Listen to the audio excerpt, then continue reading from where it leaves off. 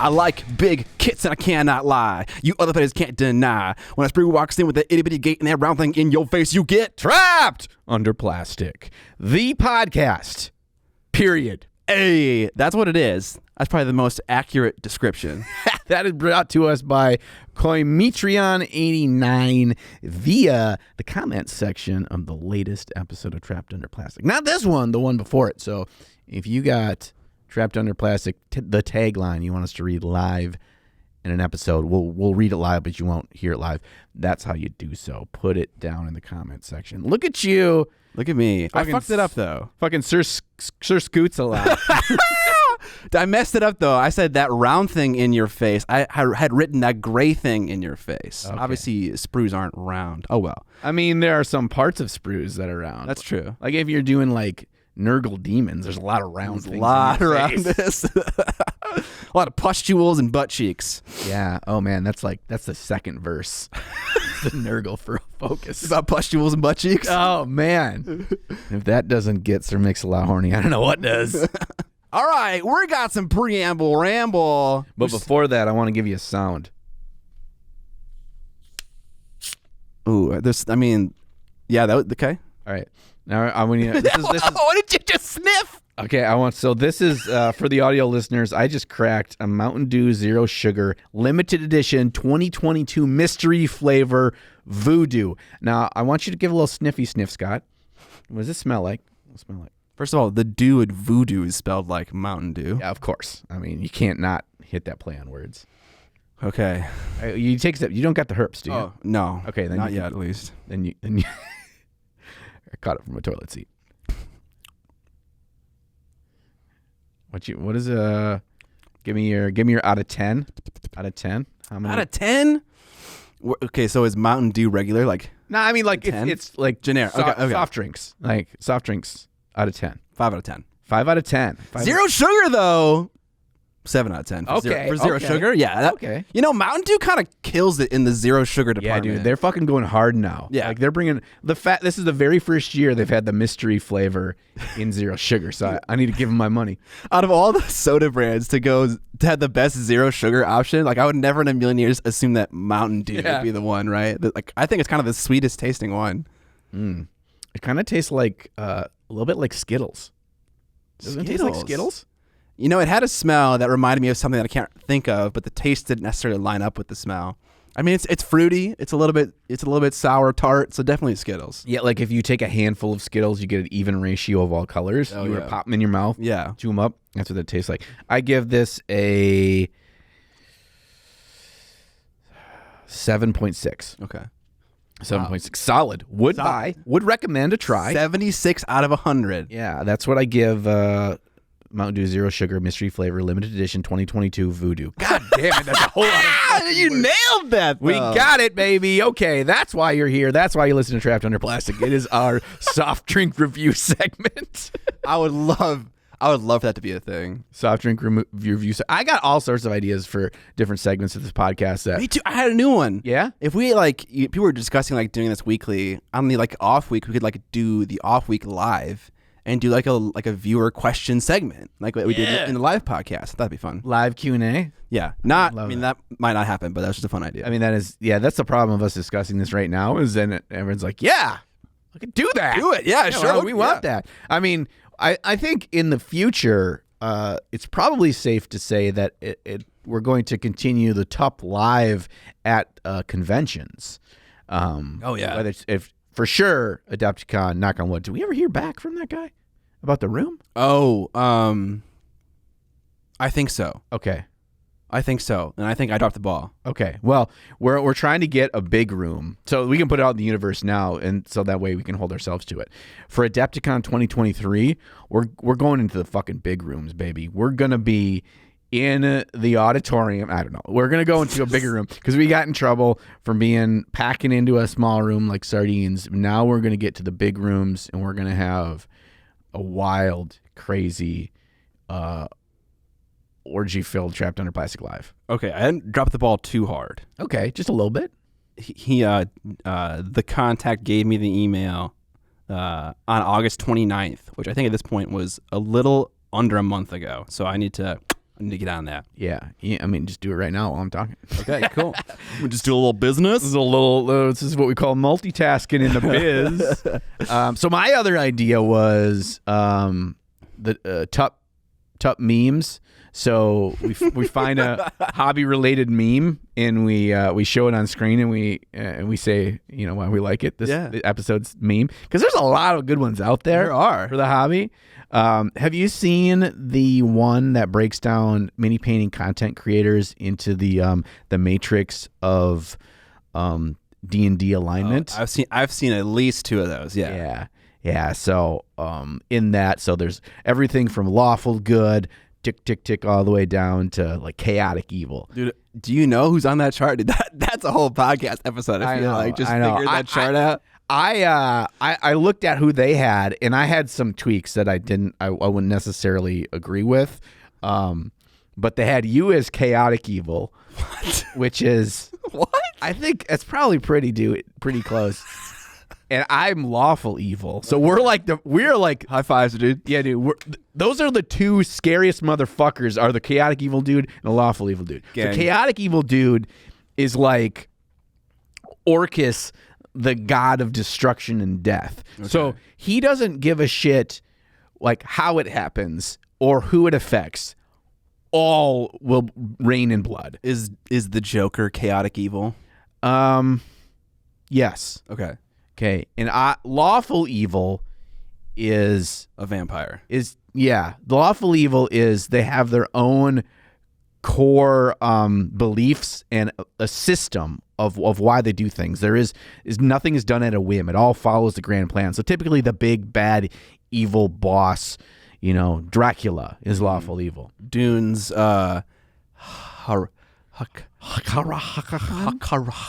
Yes, that big fat guy. He's lawful evil. Absolutely, 100%. So I don't know why I give that vibe, but I'm cool with it, dude. I mean, if you're the same thing that a vampire would be, I think you're winning right now.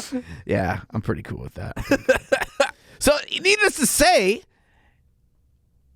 we get James Ryder Goblin on there. That could be easy, like bam. Yeah, I feel like we're not going to commit to that. Why not though? That'd be great. I mean, it's simple. It's a quick thing. It's people can. The only downside is if you're an audio listener. I think we can paint a description and then throw in the text. Oh, absolutely. You know. Everyone knows what fucking Goobs looks like, right? You're not gonna be like Goobs. He's got red long hair. He's got big biceps. He usually looks like if you're ever driving down the road at night and there's a deer standing in the middle of the road. That deer's blank expression. That's Goops on the con floor. All right. This wasn't even the preamble ramble. No, we haven't even gotten there yet. Let me go first. My love for the hobby is exploding right now. Okay. Let's hear about it. And so I got a little side project that I've been working on in my evenings. There is a pretty exhaustive list of miniature manufacturers on the mini painting subreddit, and I have been going through each one by one. And finding which ones that I give a shit about and think make good models, and then making lots of notes about them. Is there a game included? If so, what is it? What is the genre of models? What is the scale of models? And I've been putting it in a Google Drive doc, but I think I should change it to a spreadsheet. And I think now that I'm thinking about it, I want to make it a list of all manufacturers, just ones that have, and I'm going to notate the ones that I like especially, and make like a resource for everyone to use in case they ever want to find a model of a certain kind of type or something like that. So I want to work on that document slowly and then release it in a video or whatever. That's cool. I get that question a lot of like, where should I go to find this thing? Blah, blah, blah. And I'm just like, Mr. Lee's is a place to find a little bit more obscure things, and I don't even know how accurate that is anymore. Like when I first started, that was what I did. Right, yeah. But it feels like there should be, instead of like trying to scrub through subreddits and that kind of stuff. Although the mini painting subreddit does have a pinned.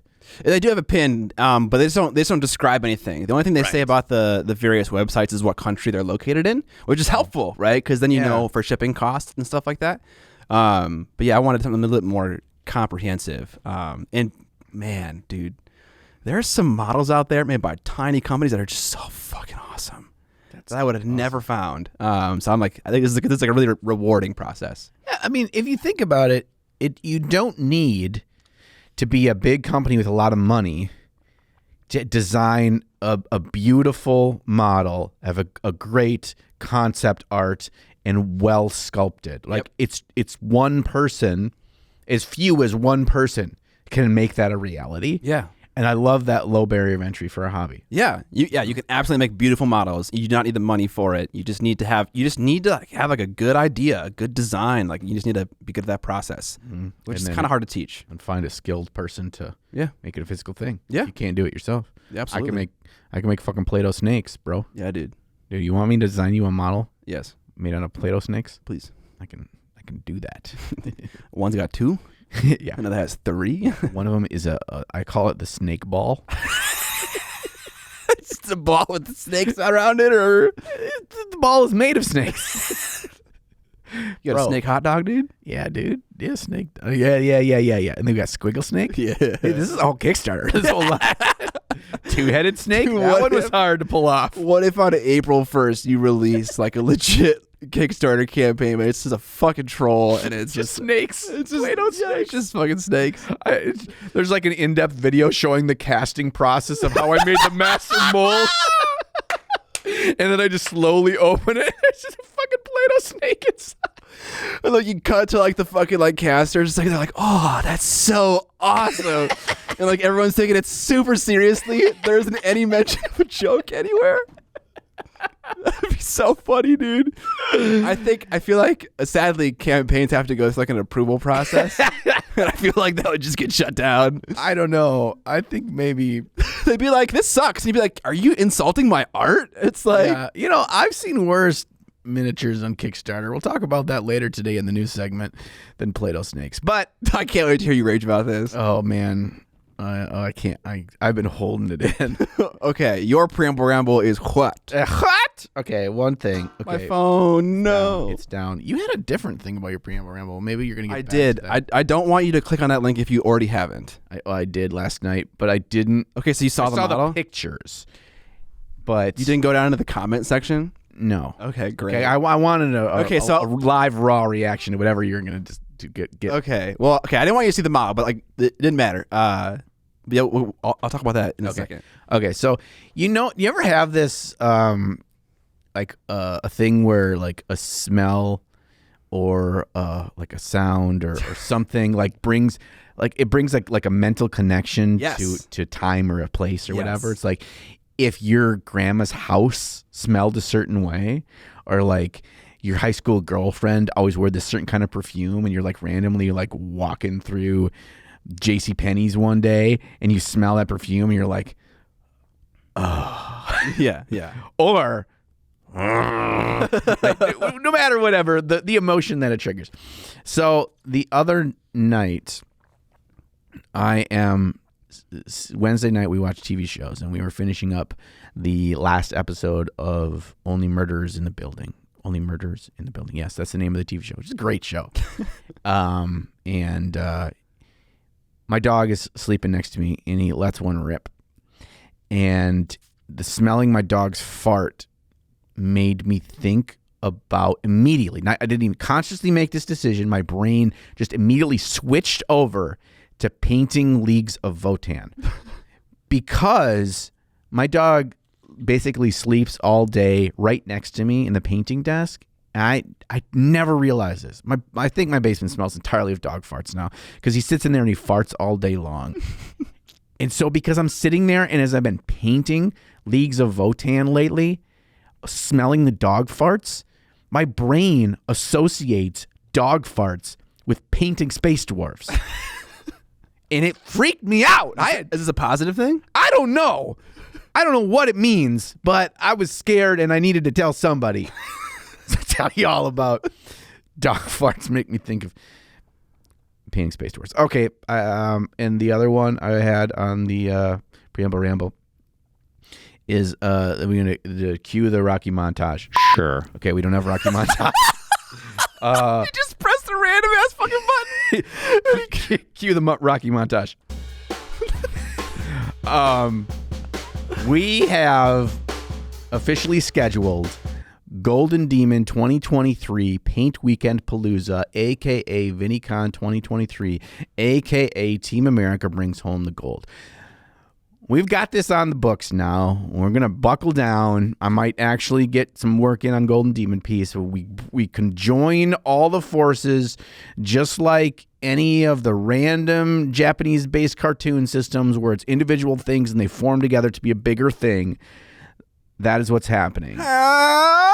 And we are ready. And it's got me thinking about Golden Demon, and I feel like typically with Crystal Brush in years past, September hits, and I was like, I should be working on my shit. And I have not really started. So we need to consider this. Because I was talking in my on my Discord channel last night, and one of my patrons asked me, he's like, do you feel pressure to win a Golden Demon to like justify yourself to like your fans or like your viewers or whatever that you're a legitimate painter? And I was like, well, I didn't, but now I do. I've always felt that way.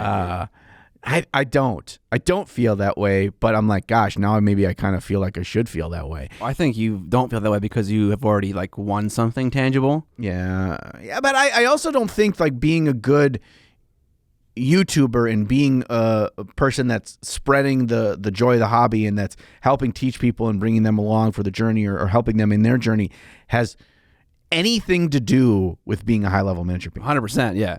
So if that's my goal, then I don't, that's maybe why I don't feel that pressure.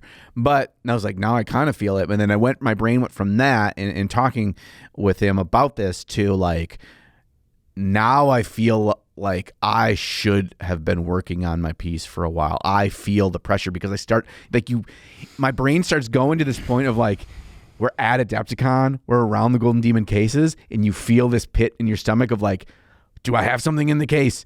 Is it something I'm proud of? Did I put the hours in? I'm going to want to feel that then. So I need to start backing it up and start working now. So yeah, anyway, that's my Preamble Rambles. Okay. I got one more.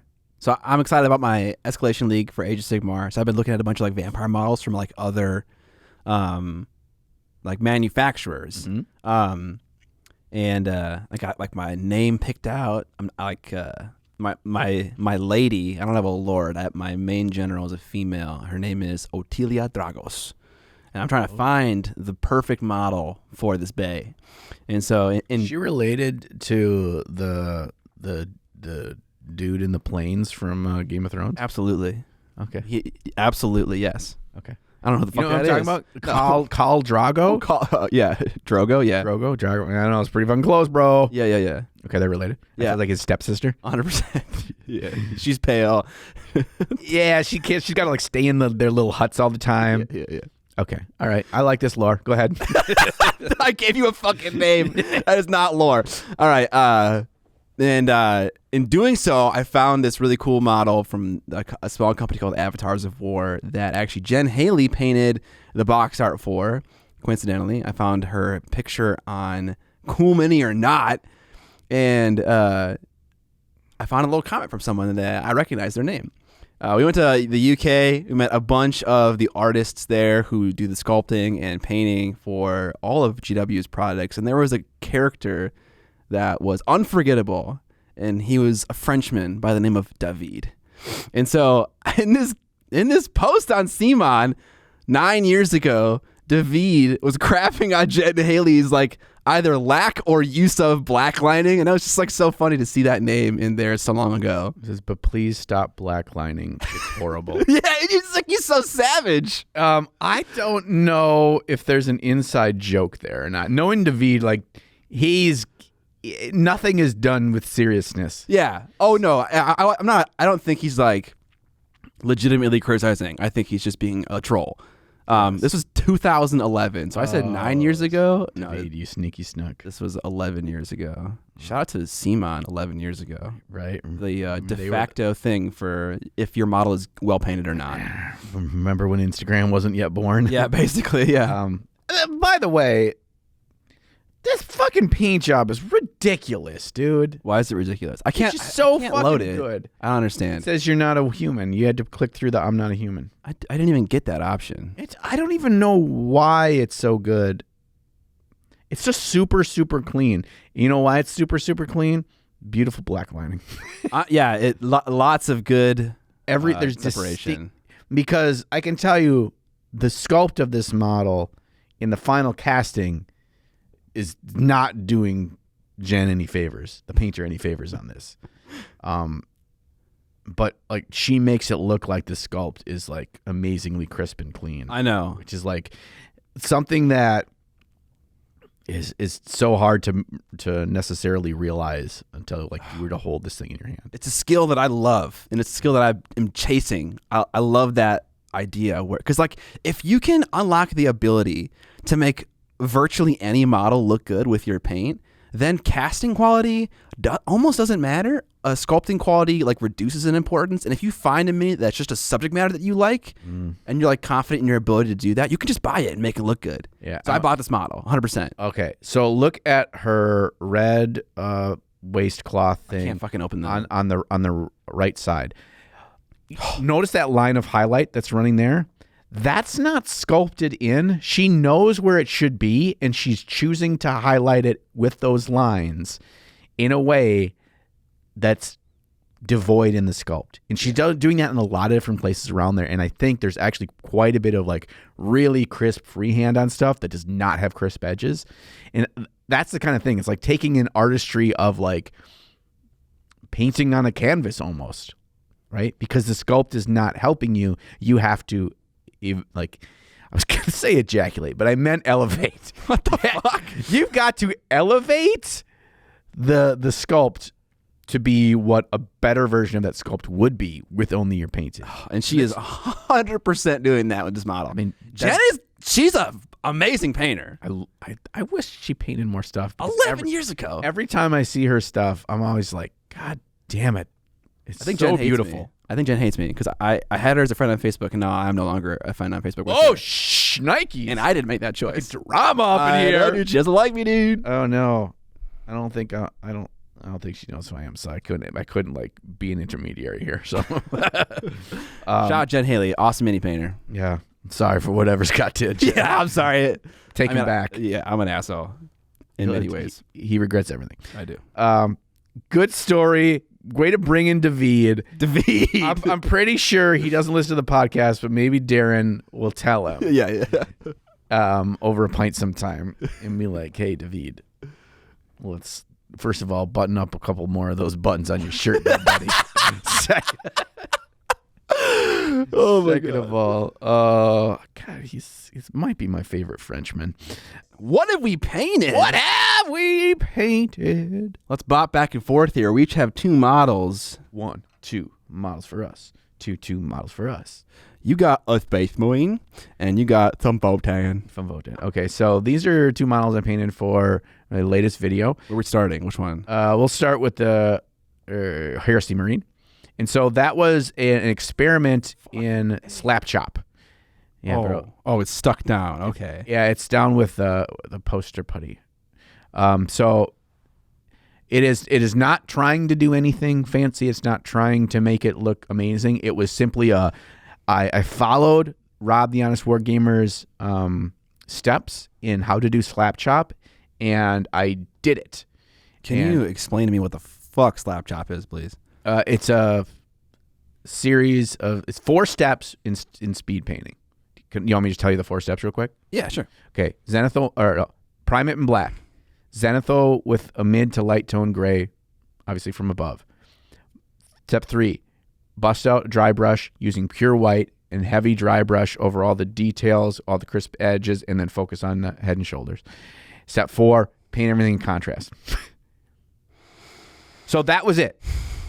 And he's got a very, very popular viral video on Slap Chop. I think part of it has to do with great marketing in the name, right? Great. And Rob is a charismatic, funny guy. So I was like, here's what I'm going to do. I'm going to emulate his 4 steps.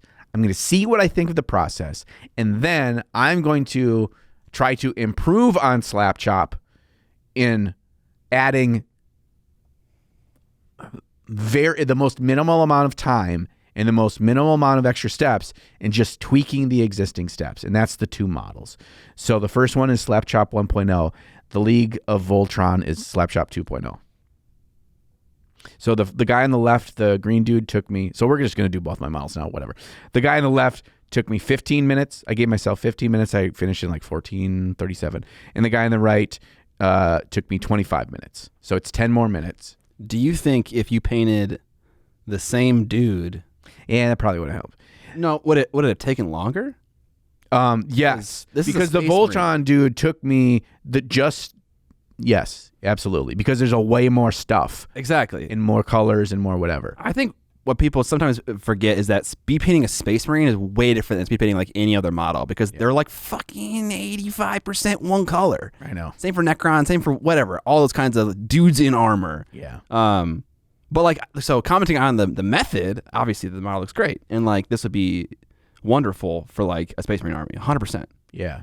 I think what it does really well at its core, obviously, the whole first 3 steps are about more elevating the mid-tone shadow and highlights of what contrast already does. So you're like, here's what contrast is good for, here's what it does well. In the steps prior to it, let's boost that. Let's punch it a little bit more so it simply does what it already wants to do a little bit better. And I think if you like a quickly painted army that's in a Games Workshop clean, vibrant color style, it does it well. I call also it's clean.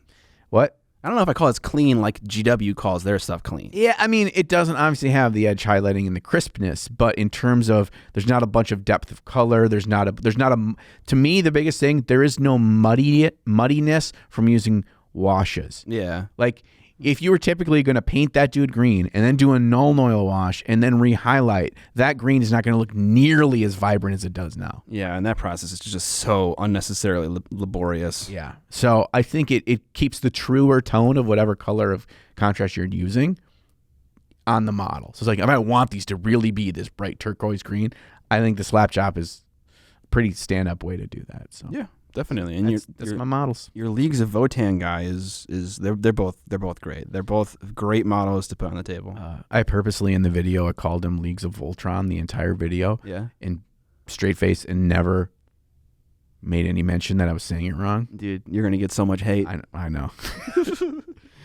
It's like, all right, I have this goal in life is that in my videos, the people that like watch my stuff, they'll know when I'm fucking with it, and so they feel like they're part of the inside joke. And then the people that are in the comments that get pissed about it, and they're like, "Hey, you're new here, aren't you?" But that's fine, dude. That's funny. And if you get upset about it or whatever, that's funny. I don't.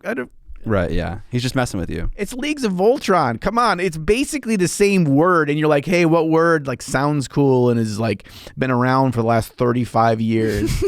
Let's switch 2 letters. Starts with VO. In the middle, there's a T. And at the end, there's an N. It's Voltron, buddy. Like, come on. There you go. There's the joke. All right. What did you paint, Scooty? I painted Halgrim from Cursed City. I started with the axe head for a video that I am about to release. It's a video that I've made in a format similar in the past where I paint one part of a model from start to finish and like narrate it stream of consciously. Stream of consciousness? Yes. I like stream of consciously better, though. Yeah. Well, I mean, like I was trying to use the phrase in an adverb way. Man, you have higher expectations of yourself than I have of myself, so I applaud. I applaud this. Yeah, but I've done MM. I've done just generic blending. I've done a face with that same format. So I figured I'd do TMM.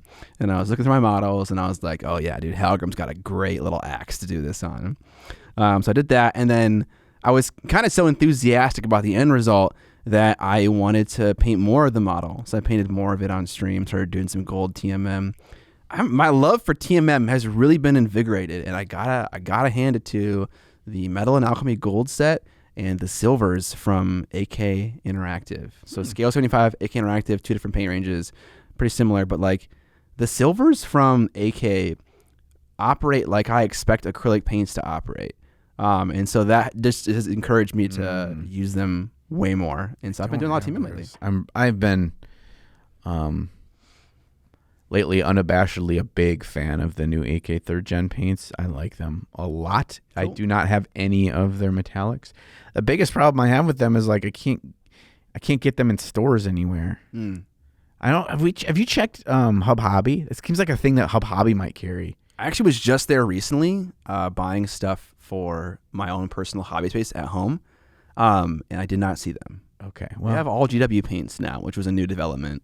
really Yeah. interessante. So I painted him a little bit, and Okay.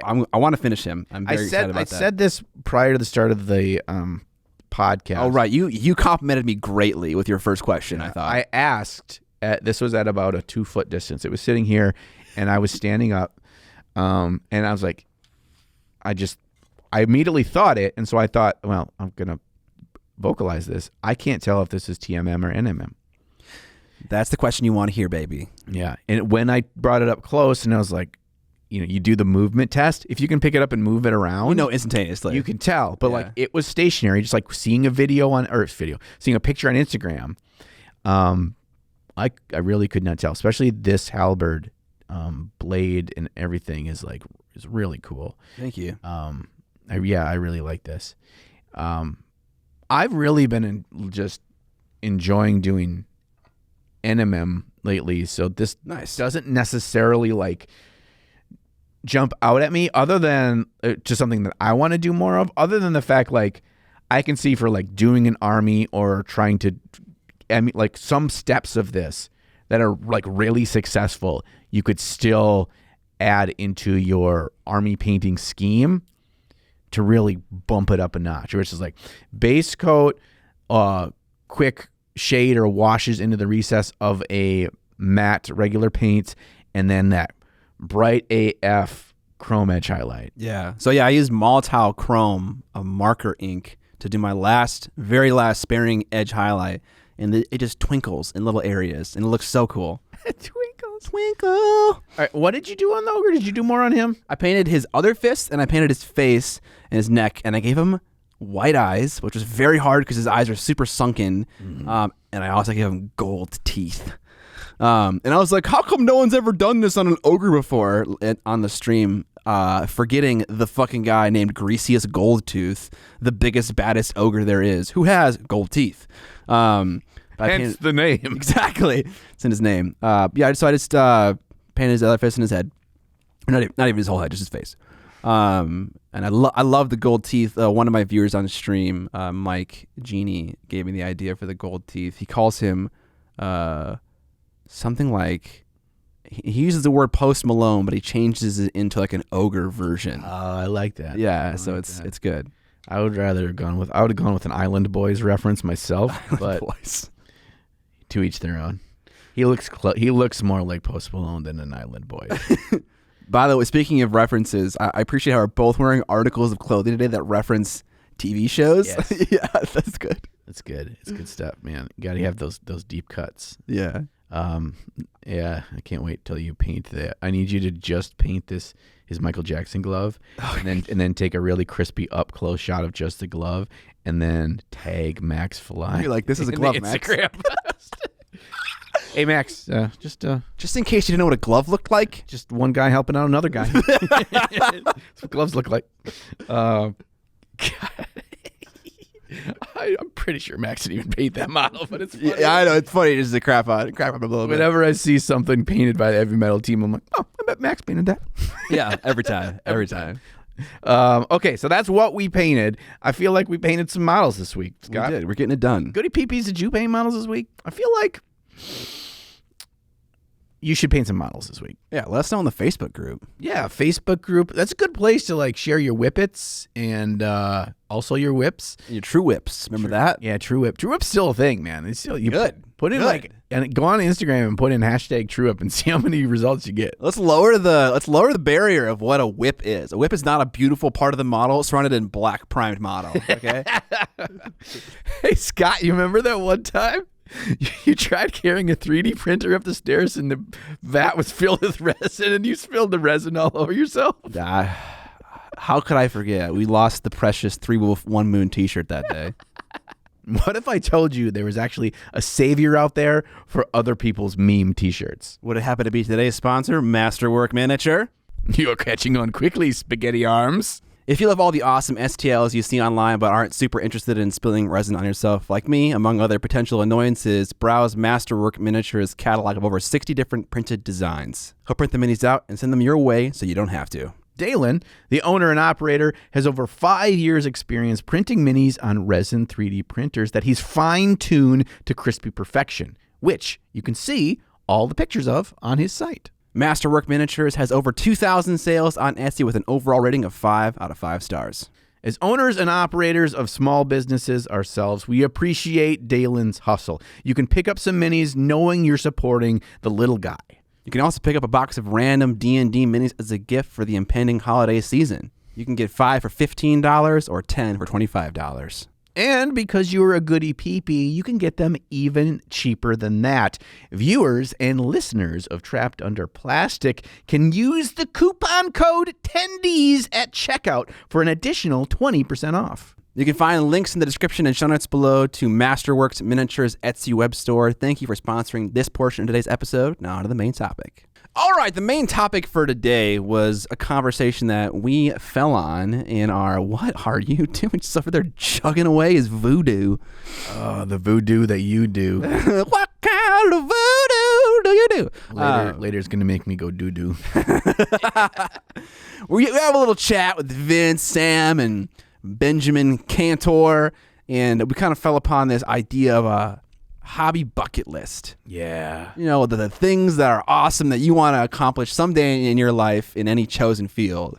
So we have some ideas for like what are on our hobby bucket list, maybe what could be on yours, or how to take some steps to get to those awesome milestones. Yeah, just like that movie, The Bucket List. Yeah. Is that a movie? Yeah, it's a movie about old guys doing stuff before they die. Yeah. Is this a fairly recent movie? Like in the last maybe 10, 15 years. Okay, so not too recent. It's got Morgan Freeman, I'm pretty sure. Some old white guy, Jack Lemmon maybe. I don't remember. I don't know. Anyway, yeah, so it's kind of like that, except for hopefully we don't have terminal cancer right now. Yes, and trying to do all the things before we die. But if we do, well, good thing we're doing this episode. We're figuring it out now. Bucket list. Yeah, so I want to kind of break this down a little bit. So, like, we're going to go over, like, this is like really heavy bucket list things. But, like, also I think it's important that we kind of show the scaffolding underneath a little bit. Like, what are the things, because some of these things are pretty heavy lifts, especially, you know, if, like, us of 3, 5, whatever years ago were to say the same thing, you just like putting that out there without having any steps to get there or any smaller term goals. Wow, my brain just like blue screened. Hang on, we got to control alt delete this. And if you don't have those goals to get there, like just saying a thing is like, well, okay, that's not going to happen unless we can work towards it. So I think maybe we'll break down a little bit too. Maybe. Let's do it. Okay. What's your first bucket list goal, Scott? Man, I've had this one for a while. I would love for someone to organically reach out to me and be like, would you like to paint the box art for one of our products? Oh, wow. Really? You know, I would love, because like, the term box artist is it seems like an esteemed thing. Box artist. Exactly. It's like your paint job is going to be it might be on the printed product that goes on shelves and stores and things like that. That's like a bucket list item. All right, dude, this is an easy one. Dude, this is great. We're going to be checking off bucket list items mid podcast. Okay, listen, Scott. All right. Are you going to say that I've done my own? No. Okay, because I've done the Duchess, but that doesn't count. No. Listen. Okay. It's called Ball of Snakes. Are you employing me right now? And I need an artist. My answer is yes. Give the artistic vision to Ball of Snakes in my upcoming Kickstarter, Play-Doh Snakes. I'm so inspired already. I have the perfect idea. I'll paint it green. Oh, okay. All right. That's why you're the artist. I never would have thought of that. Yeah. I never would have thought of a color. Yeah. So this is as much about people desiring you as it is all the hard work it would be to actually paint it, right? Yeah. It's like, I don't want to actually do it. I just want people to ask me to do it. No, I do want to actually do it, but you're right. That there is an element of acceptance. Like, and like I will say, like there are people that I would rather hear from than others. Like I'd rather a small display company reach out and be like, we trust you with this, because those kinds of people will trust people like Kirill, you know, to do their shit. So it's like, I feel like once I get to that point, it's kind of like, okay, I'm in the fold now. And I feel like we shouldn't name specific company names right now because then No. they're going to hear about this and they're going to feel obligated. Hey, Scott, would you like to paint this? Yeah, so obviously no obligation to reach out to me because I've said this. You should only ever do it because you think that I'm a good painter, like, or it matches whatever your vision is. Okay, and I have had, in the last year, well, I guess technically you asked me to do yours, so that counts. Yeah. But I've had two other requests. Nice. But I turned them both down. Rip. Not because I didn't think they were amazing models or really flattered and would love to do that. I don't right now in the rat race that I'm living, I don't have the time to really commit to it. I want to go full ball sack on it. Cool. And you got my only ball sack. So that was it. This is my only ball sack for the year. Okay. I had one sack for the year. I'll take it. I'll make a trophy out of it. Yeah, but I did feel this, and I did feel this from both of them, and it was more on me than I think their intention. Maybe it was. I felt like they wanted me to do it as much because I'm a YouTuber as I am because I'm actually a good painter. Yes, it's like they're gonna make a video about this, which is Right. like there's definitely that feeling. So I don't know if I'll ever be like fully satisfied by someone reaching out to me because it's like, you know, it's an advertising opportunity. Right. But You get your brand associated, even if you didn't make a video on it. I never made a video on your thing for your Kickstarter. yeah. I mean, I could have. No, I probably should have. I didn't. I don't know. I don't know. What would you have even made though? I don't know. I would have just had a camera rolling while we were painting and you were making notes and we were making fart jokes. That would have been a great video. Because it smelled like farts so bad down there for 2 days in your basement. It's a long 2 days. Yeah. That was. I look back on that. I'm like, God damn.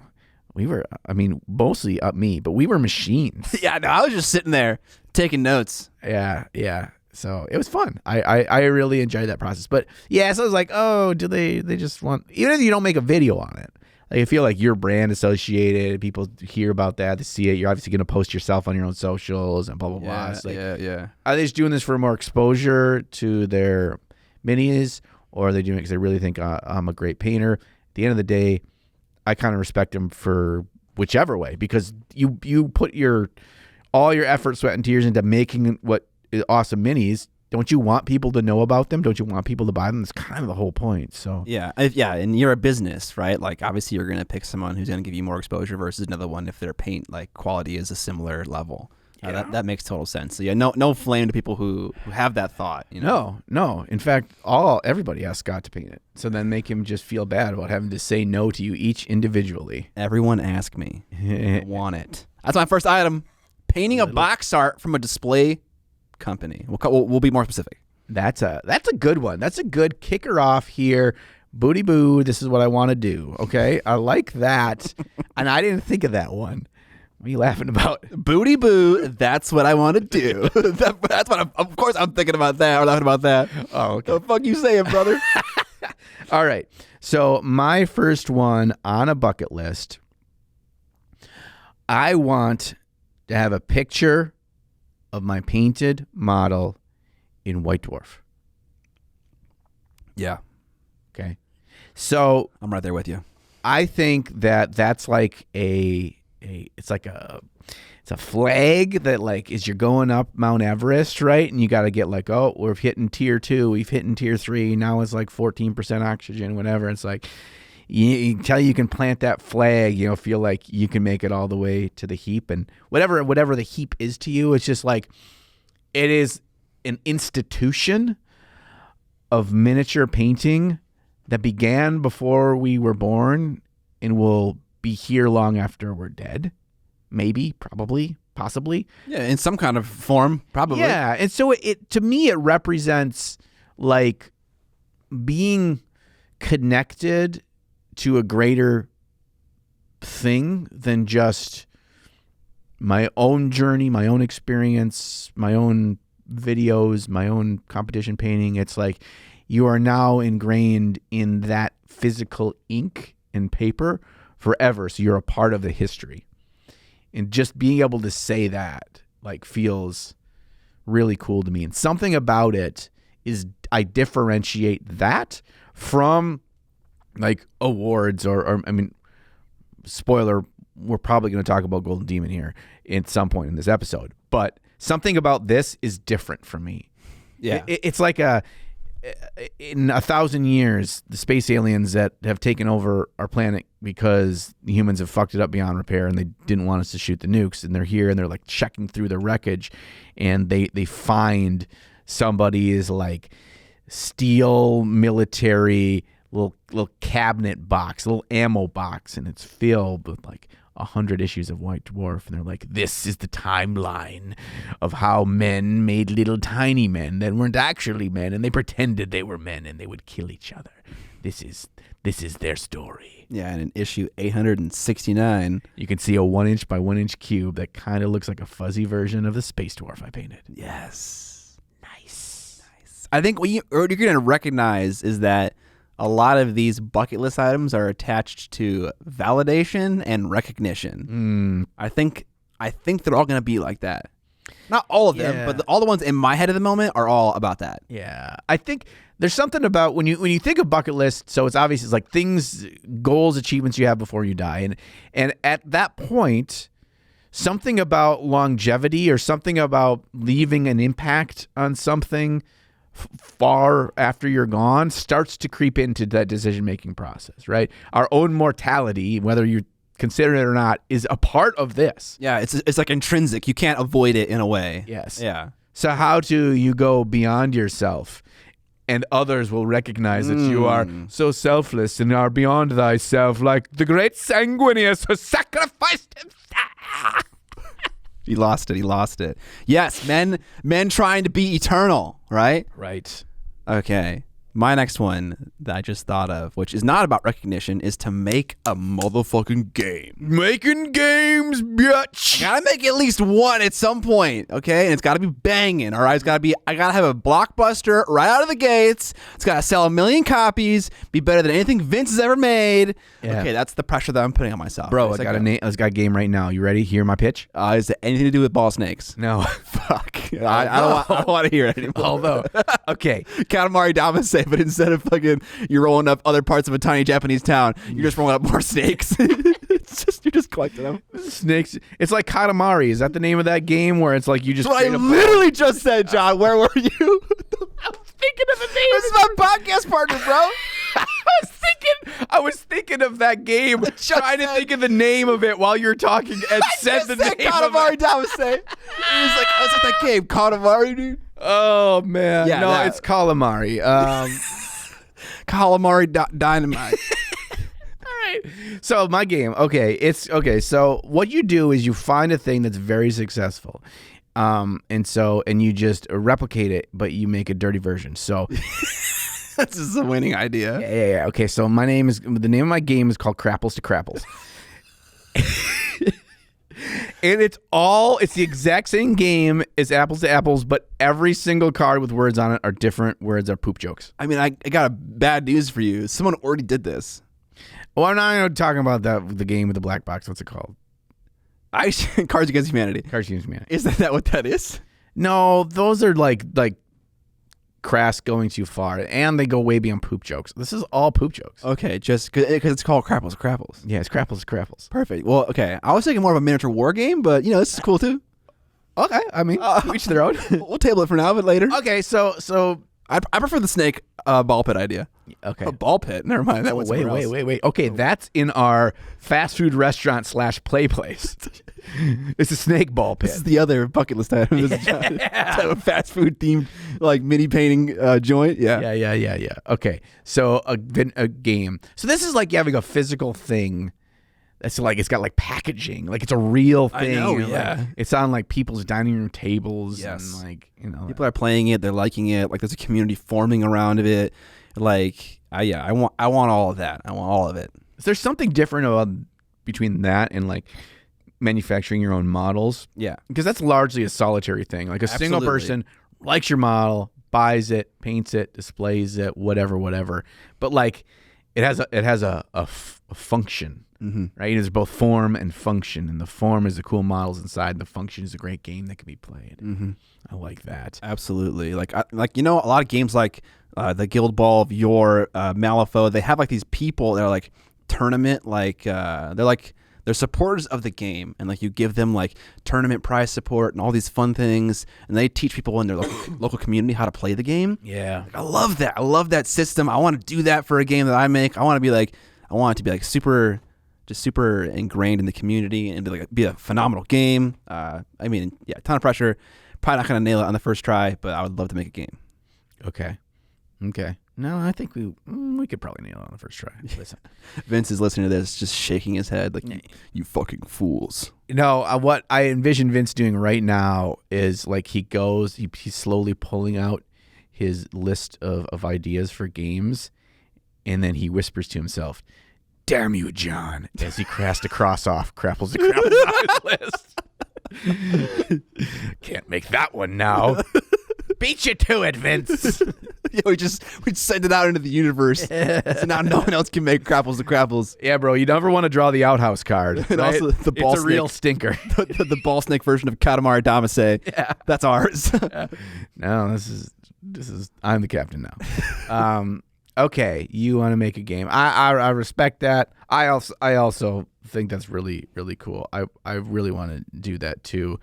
I know the sheer amount of time and investment, it's terrifying, fortitude in that, and I think finding really smart, really dedicated, really passionate people to surround ourselves with is going to be the key there. Yeah, you need, because like if that's a long-term support thing, like if you're making a board game, there's like an end life with that. But I think with a miniature war game, if you want to do it right, well, not necessarily, because like Vince puts out like a rule set, and then like they might put out an expansion, but that rule set is solid and exists forever to use. Yeah. So you don't have to like continue to release products and stuff like that. But I guess in the way that I'm imagining it, I would want to do that. You're probably imagining a competitive, like played in a tournament structure style of thing, and that requires a bit more like ongoing support and update and that kind of stuff. You're right. Which is cool, but can it also be just like super fun to sit down with your buddy over a couple beers in an hour and a half and play this awesome, sweet game that you just love and you want to buy all the models for? Mm-hmm. Like, geez, man, I need Boingy Snake. I need a rattlesnake, flat snake. I need. That's a hard sculpt to pull off. It's just a piece of tape. It's a hard one to pull off. You just make a roll and then you flatten it. Oh, how about snake eating snake? So there's just a snake tail sticking out the mouth of the other snake. You gotta go with the mouth though. That's pretty challenging. Yeah, dude. You cut a line right down the middle of the head and you pull them apart. There you go. And then that becomes the mouth. Okay. Bro, I got a lot of years of experience sculpting Play-Doh snakes. Yeah. Wig wearing snake. All right, my next one. All right, my next one, a thing I want to do before I die. I want to create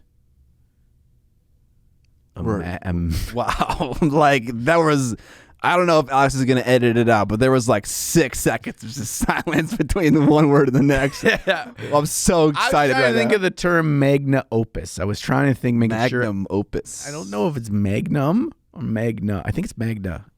All right, you keep going. I'll look it up. I'm pretty sure it's magna. The work that defines my painting career, the pinnacle of all, a piece so grand, a piece so earth-shatteringly magnum opus. God damn it! I thought that was like, that's a gun, bro. That's not magma opus. That's like an opera in lava.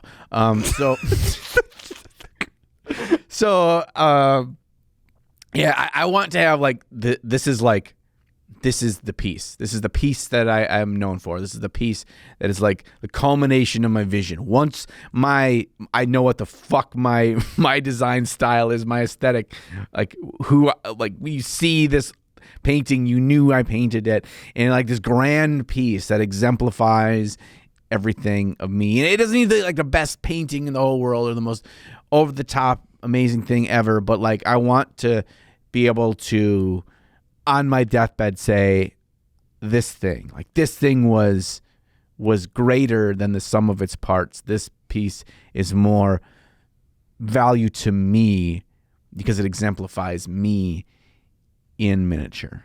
I want that. 2 questions for you. Yeah. Does this involve you making the model or just the paint job? I don't even know. Okay. I think there's a higher level of creation to it than just painting a model. Okay. So maybe conversion.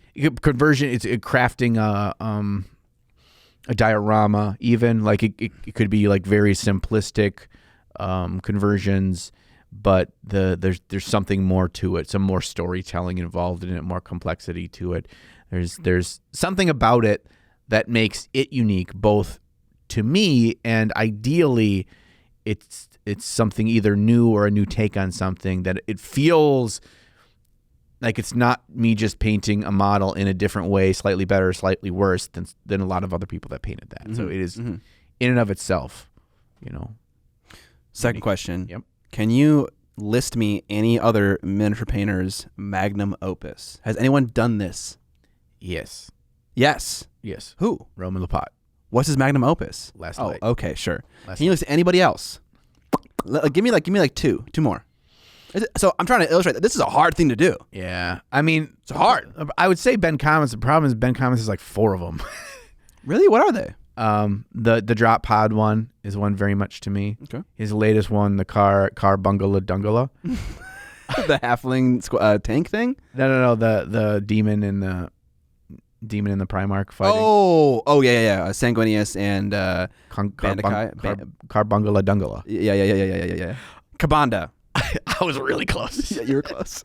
Gosh, I feel like because like these people are still alive and still painting, so I can't really want to say that. But like also, I would say Michael Pisarski's tribute. That's what I thought of first too. Yeah. And it's not even like it's not even like necessarily like it is the most. This is the best, most refined, most skilled version of their painting. Oh, yeah, I know. But it's just something, and not that any of the things that I've said are poorly painted, obviously not, but like it just like, you say their name and I envision this piece that's like, it's beyond the sum of its parts. That's a great bucket list item. Yeah. Because it's like very, very difficult. Right. And it's like really something to strive for. Yeah. Like, I feel like I feel like in order job. For me to do that, I need to be at a point where it's just like I'm taking a sabbatical or I'm like semi-retired or something where like I can put so much of my attention and focus and drive and time into it in order to really do that. Yeah.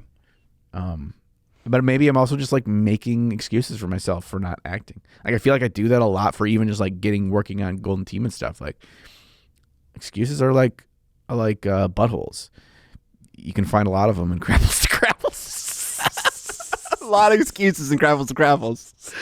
$9.99. Available. The Kickstarter is launching late April 2023. Crapples to Crapples. That's a good one. In the beginning, we said that we were going to give people stepping stones. Oh fuck, we just never did that.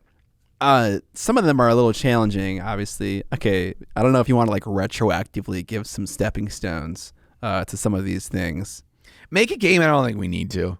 I mean, I think it's if you want stepping stones, watch the Vince episode where you discuss game design. Like that is where you start with that episode. Yeah, there's a lot there. Yes, and we did a whole episode on it. Yeah. Okay, what was the other one? In getting into Golden Demon, I mean we haven't done that one yet. White Dwarf. White Dwarf, yeah. I think so Golden Demon GW has kind of a growing list of people that they kind of work with. And so I think a great way to like get noticed by them is to paint their products. I don't know, and paint them well. I don't know, like tag them in like Warhammer community and stuff on your Instagram. Like that. Yeah, you get them to know you, see you. Yeah, important. Put your models like maybe in the comments, some of their Facebook posts, stuff like that. kind of just get your work in front of them. And they're like, show us your blank, blank, blank on their like Warhammer different stuff Facebook groups, and they ask for pictures and stuff. Super unique stuff also really works to get into like White Dwarfs. Like whenever I saw someone's like army in there, it was like a really awesome conversion that was like very much so in the lore of like the Warhammer world that like didn't exist prior. Don't use any off GW bits, right? But yeah, something like that. Yeah, that's that. I found that really interesting too, because it's like they want a unique take on it. We love it when they're just S and the D of our lore, but also not so wildly like changed, so they can still, the audience can still tell at its core that it is a Ideneth Deepkin, right? It is still our models. They're still cool and unique, but it's like it's still very much Ush Games Workshop. Here's where to buy the product. It's this fine line, I think. Yeah. Getting someone to employ you for a box art, I mean, there's not many stepping stones to that other than just being a litty-ass display model painter. Litty AF. So I think what we should do is, because a lot of them are going to fall into become a Litty AF painter. Get good. So I think maybe we break down like maybe some of the short-term goals, like what are the sub-bullet points in this bucket list thing, so these are actually potentially achievable. We got sub-bullet points for our bullet points. Bro, you like bullet points? We got bullet points on your bullet points. Easy. Okay, so we can crank out all that. I don't know if you want to do that now or we want to do that later at the end. Maybe do it at the end. Episode 2, the sub-bullet point. Name of the episode. Crapples to Crapples, : the sub-bullet point. The colon is spelled out because it's the first expansion. Crapples to Crapples.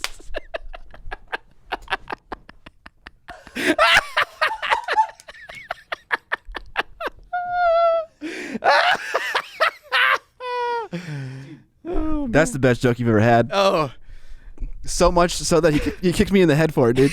I thought I felt some resistance at some point. I also just ripped ass on the way down, dude. Right. I mean, that's right on par with Crapples to Crapples. On brand, dude. You are our ideal audience. Yeah.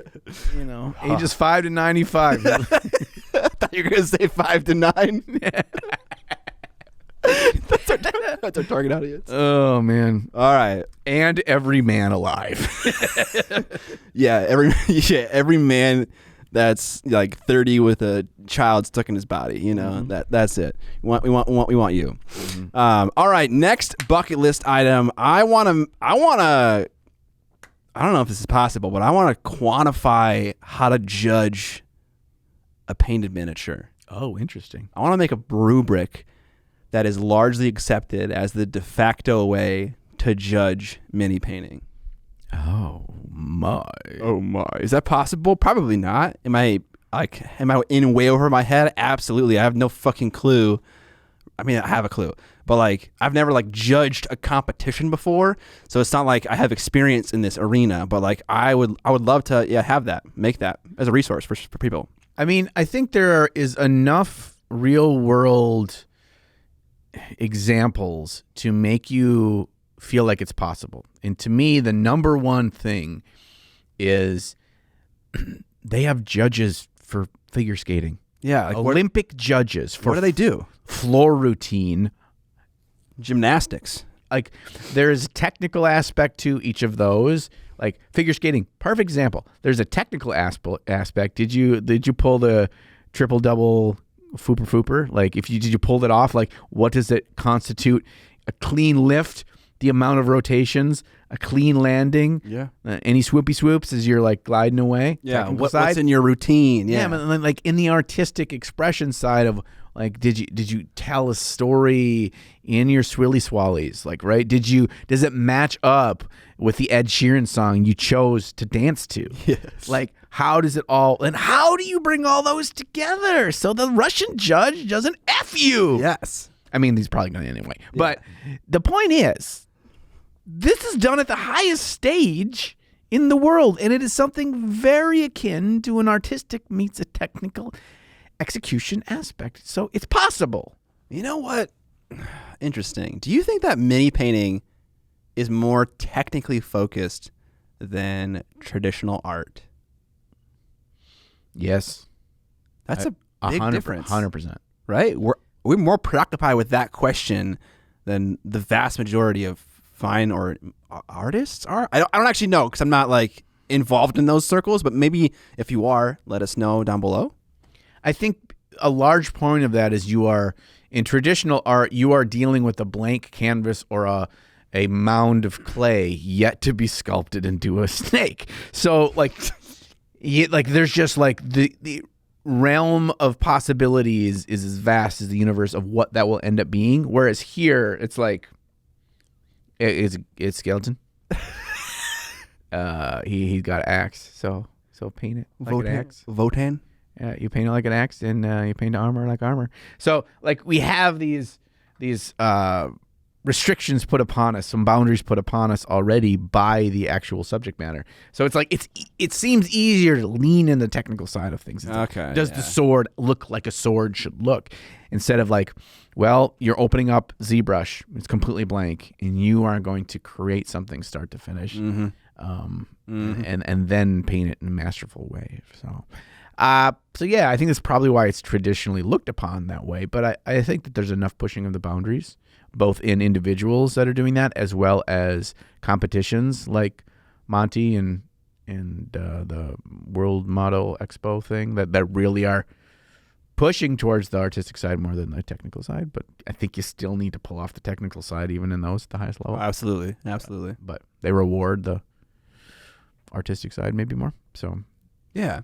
So I've dedicated some brain juices to thinking about a rubric, but I've never like really sat down and just kind of like hashed out V1 that I've sent around to a bunch of really awesome painters and judges who would just shit on it and then go through that whole iterative process of trying it out, getting feedback, applying it to like models that I know should win and shouldn't win, and see if like the results line up with the expectation. Yeah, I think it's totally doable to create that. I think it could have rounds of revisions and evolutions, and it shouldn't be viewed as something like written. It's like a living document. On tablets, yeah. Yeah.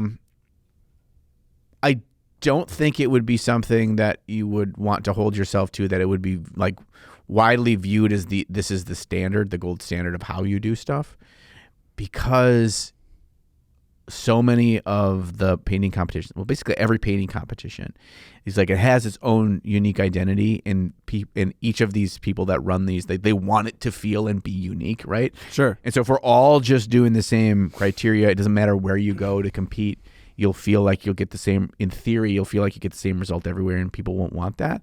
Fair. But I think this, and so that shouldn't necessarily be your goal. If people adopt it, or they're like, we're starting a new one, or we're redoing, we're bringing back Crystal Brush, and we want something to have a foundation. What if it's viewed as like the foundation they can make their own tweaks for in the future? How cool would that be? Some open source licensed rubric, yes, that you can modify. Absolutely. That satisfies the same goal in my head. Yes. And this lines up really well into my next stepping stones.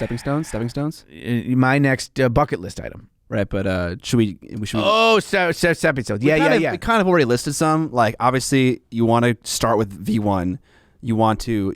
I would say you want to run it through a test where it's like, here are 10 models. Here's where they should fall, and you judge those 10 models. Maybe your own painted miniatures. So you see where they fall. If shit ain't working out, then tweak the rubric.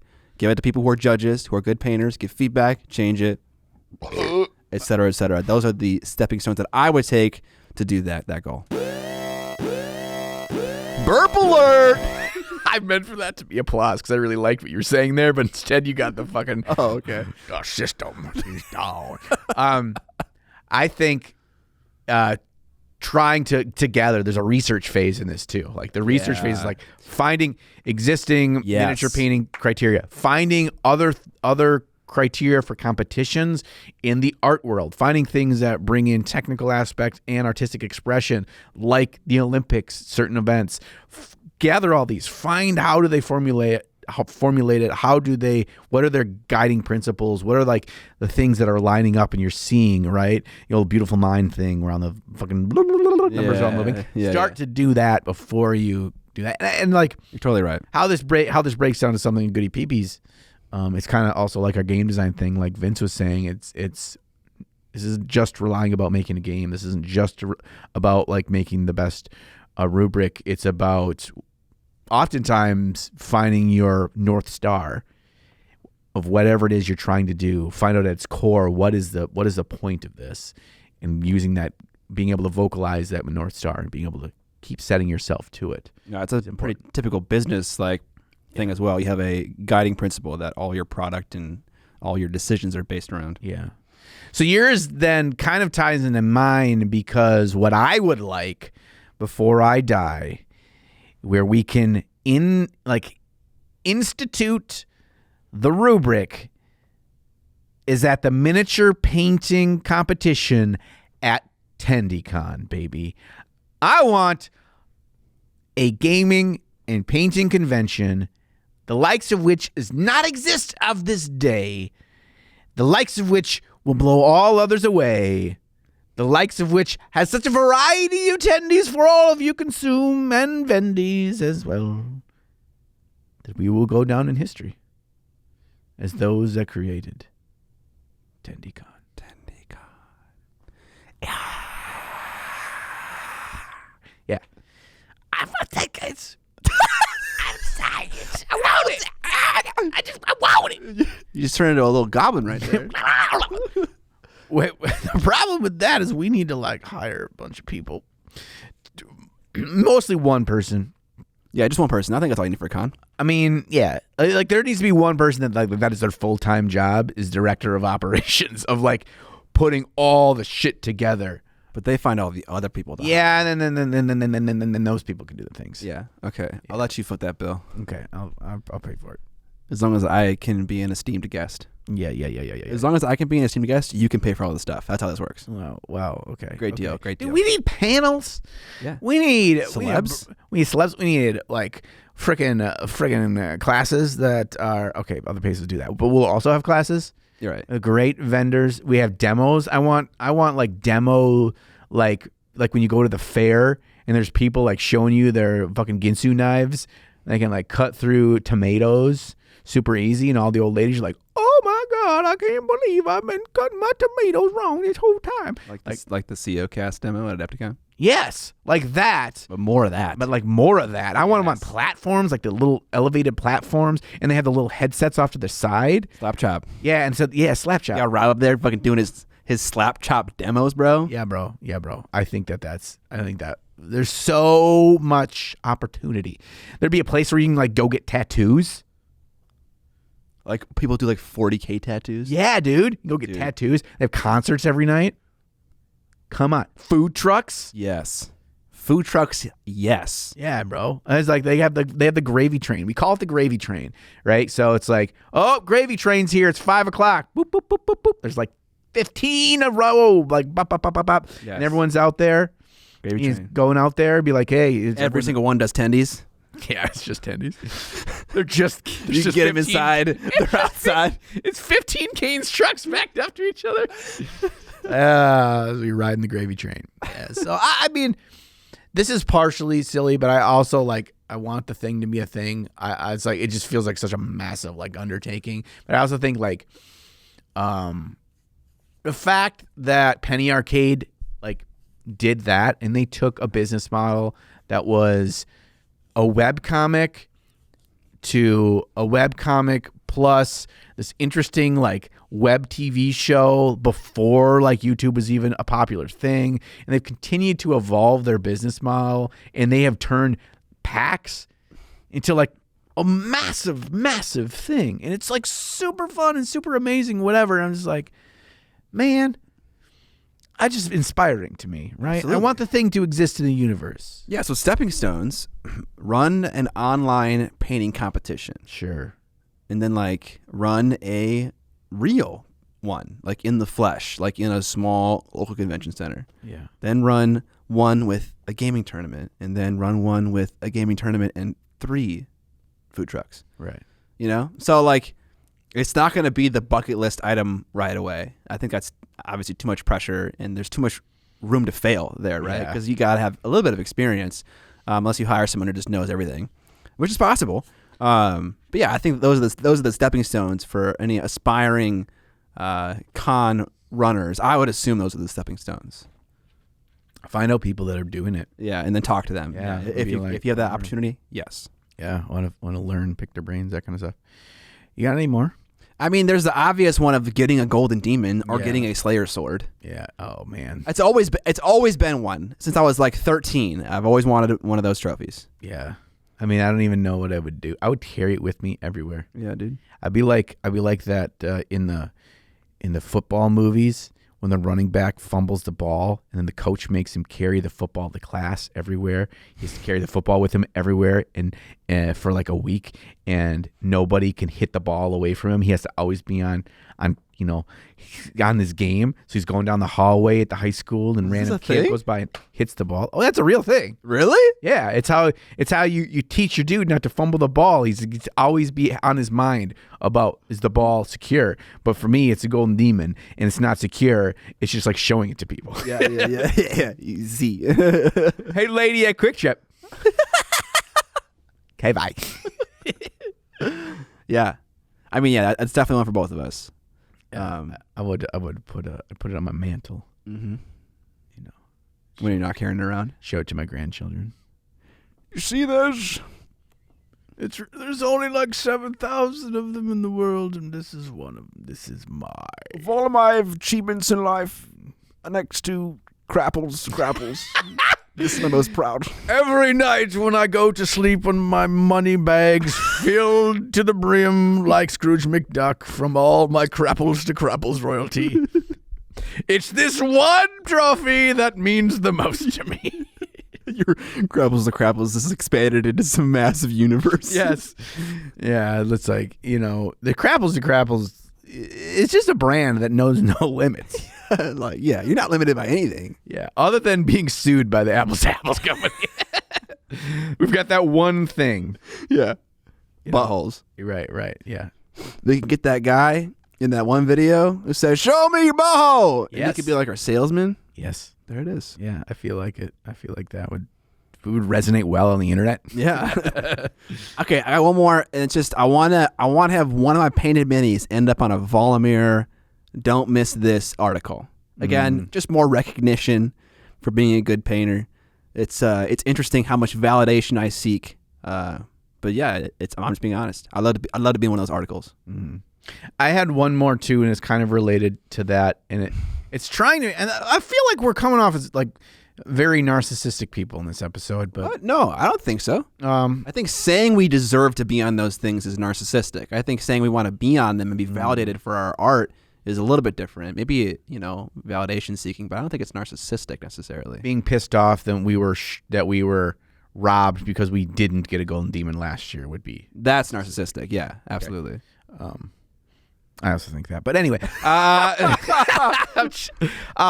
think something to put beyond me, but also would be cool if I was more involved in it.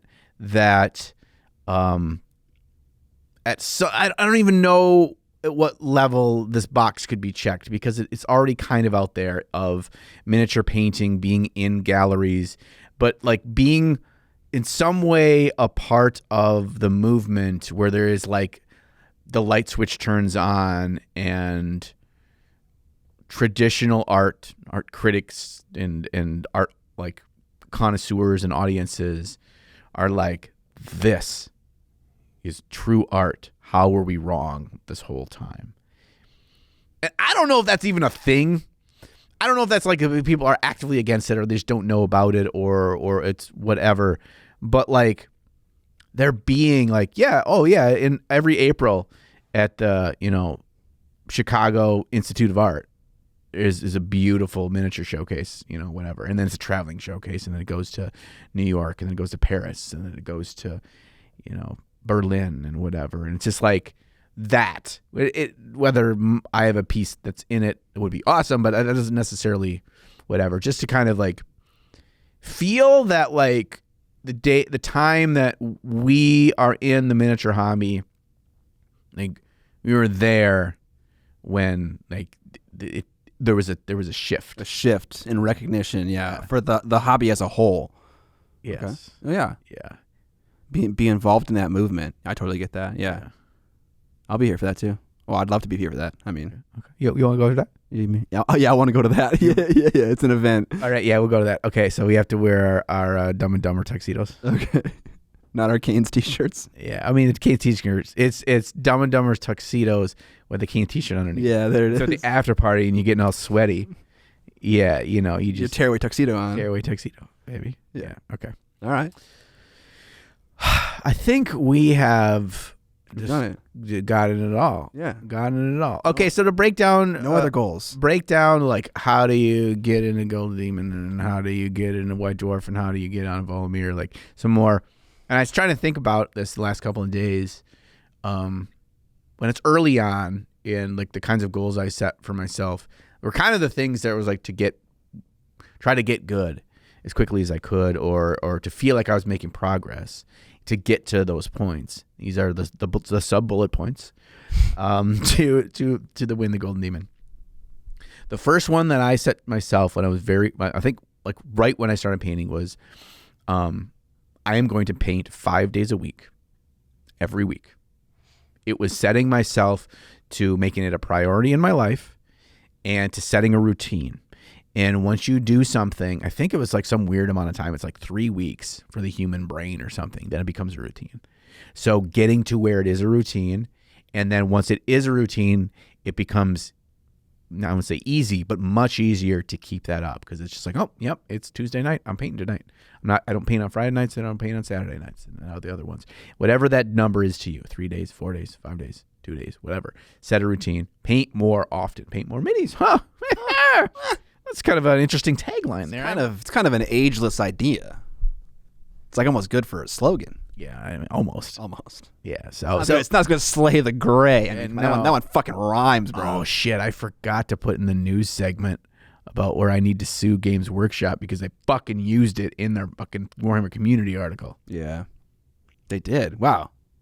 Yeah, no, they switched gray and slay, so it sounded fucking stupid, like they were trying not to. Gray the sleigh? Yeah, turn your gray from slay. I gotta find it, but it was. Either way, my lawyers are reaching out. Okay. Anyway, Yeah, so I think that is it. Is I mean, you got to consistently do it. The other one that came to mind to me, and I had a conversation recently with the patron, was we often think that just painting more is going to equate to us getting those level ups, and and while more hours does equate to more better, I think we often give equal weight to anything we're doing in those 4 hours. First and foremost, practice with a purpose, right? And that you're being very proactive and that you're really like focused on what you're doing. You're not like also watching a movie and you're just kind of going through the motions of painting.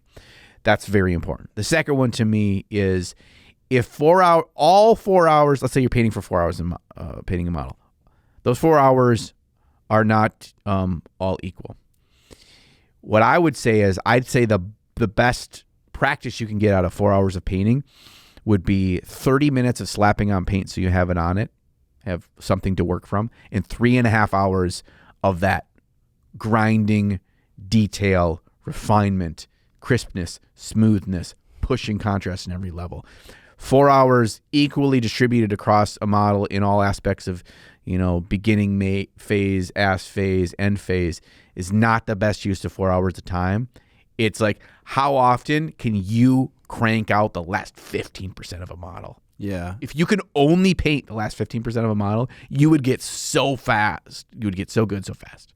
Yeah. But really defining all those details, yeah. You need to like hire little Chinese kids in the Nike shops to like paint the first 75% of models for you. And then they just mail them to you.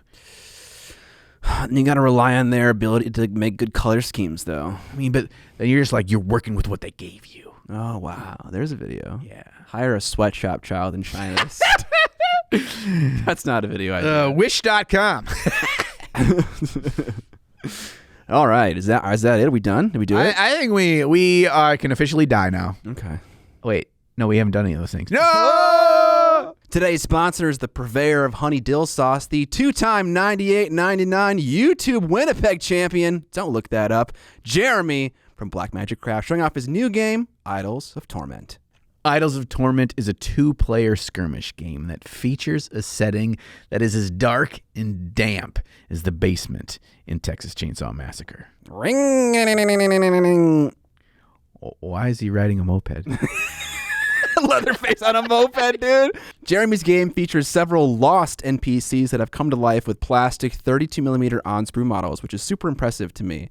In our industry, the big guys are the only ones doing plastic models like that due to the prohibitive costs. And even then, Cool Mini or Not does this weird rubbery plastic stuff. So it was super cool to hear that Jeremy, a small fish in a relatively big pond, is leaving no stone unturned regarding the production of his minis.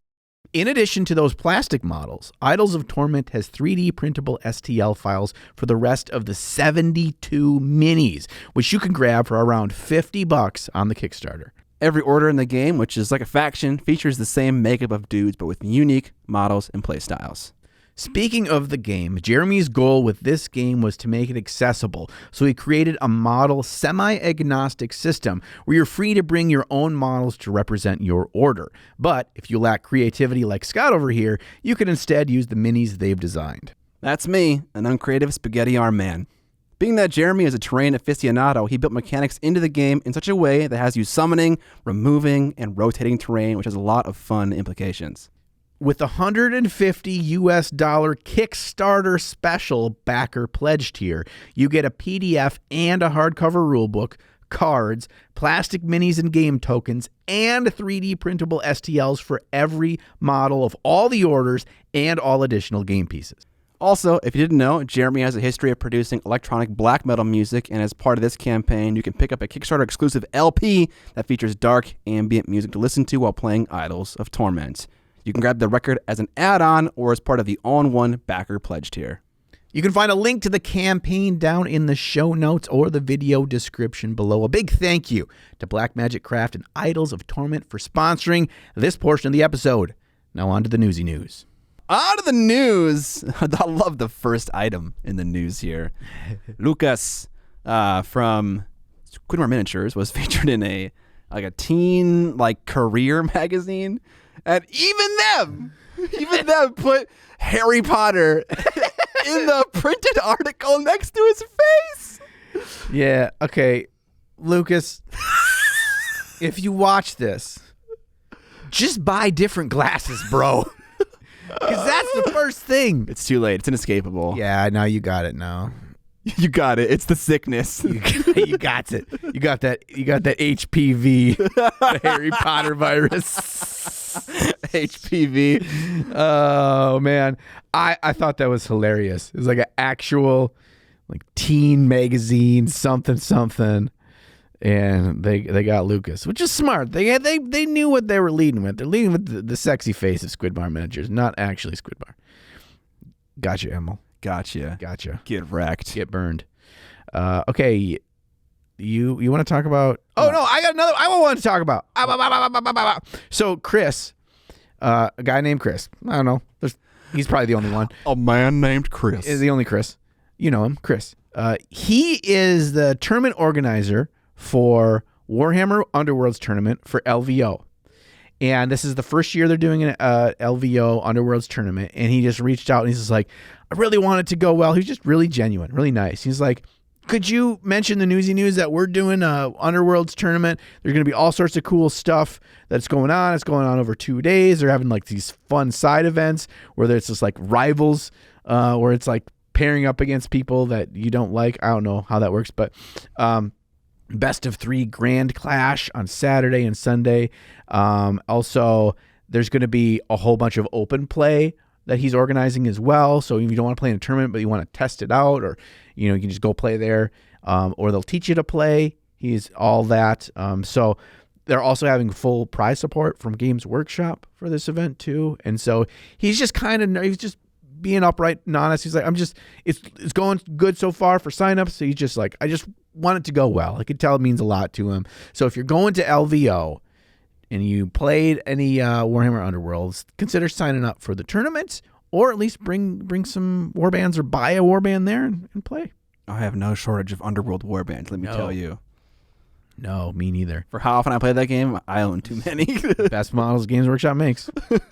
All right, next up, GW invites you to help shape the world of Necromunda with their next little expansion for it. And I also read the article that James is linking here, and I had the same conclusion that he has. While the title and like the first sentence seem to suggest that the players are shaping the campaign, which they've done that before in the past, in no part of the article does it explain how the results from any particular game affect the actual like world. Maybe that'll come out in a future article, but I think that's a really cool thing for GW to do. Yeah, I think so too. I got a double ender here. This is what we call double-sided snake. Okay. Oh no. So it's a snake head on both sides of the snake. Yes. So we're going to talk about Leagues of Votann here real quick. So there's two parts in the newsy news about Leagues of Votann. First one, which they're the new Space Dwarf / Squat faction for Warhammer 40,000. The pre-order was up on September 17th. That's when you could start pre-ordering them. And then as of the news or the details we've heard, as of like September 21st, which is not even when they were released yet, they were all sold out. They were, like, you couldn't find them anywhere. That's not to say you couldn't randomly walk into your friendly local game store and then have a box of that box, the special box or whatever it's called, on the shelves. But that would be just because not all their were pre-ordered and they decided to order the full amount that they could order. So they're like really hard to find. Already getting scalped and prices jacked up through the roof on the eBays. So that's a bit bummer. But also in relation to Leagues of Votann, we got a little bit of a beep beep beep beep. Here's why you're wrong. That's not it. The sound effects are listed at the bottom of the thing. I that's really hard to read from where I'm at. Like, Scott, what are you looking for? I'm looking for John. You're hilarious. Thank you. Okay. Recent article on spikybits.com. And if there's any news site that I know I'm not getting fake news from and it's absolutely legit, it would be on spikybits. Survey shows that was a lie. This guy, dude. So Leagues of Votann are already being banned by tournament organizers for Warhammer 40K tournaments. They are already being banned. They are not allowed to be played in tournaments. I perused the article, and it seems to be all based around a video made by another smaller content creator, which was like about 10 to 12 minutes long that I did not watch the fullness of. But yeah, so James said he couldn't corroborate the source. I'm assuming he watched the video as well. So, take us with a grain of salt. Is this a thing? There's a couple of tweets out there across, some I saw in Canada and some I saw in Germany, of saying that these tournaments, they're not allowing them. Now, typically, like, there's a window from when a book is released until they're allowed to be used in tournaments. Yeah, this is totally normal for all kinds of things. Yes, but the things that I was reading and seeing, like, people's actual accounts for, and again, I don't know how much of this is true or not, is that they're just ridiculously broken. Like, they're beyond broken. And one of the things said that people have been testing them for 6 weeks since they had the book themselves, which I can tell you that those dates are not inaccurate about how long somebody could have had the book to test it for, and that it's just completely imbalanced. Now, again, we don't have enough actual evidence to really find out how much of this is true, and this will come out as the weeks and months go on.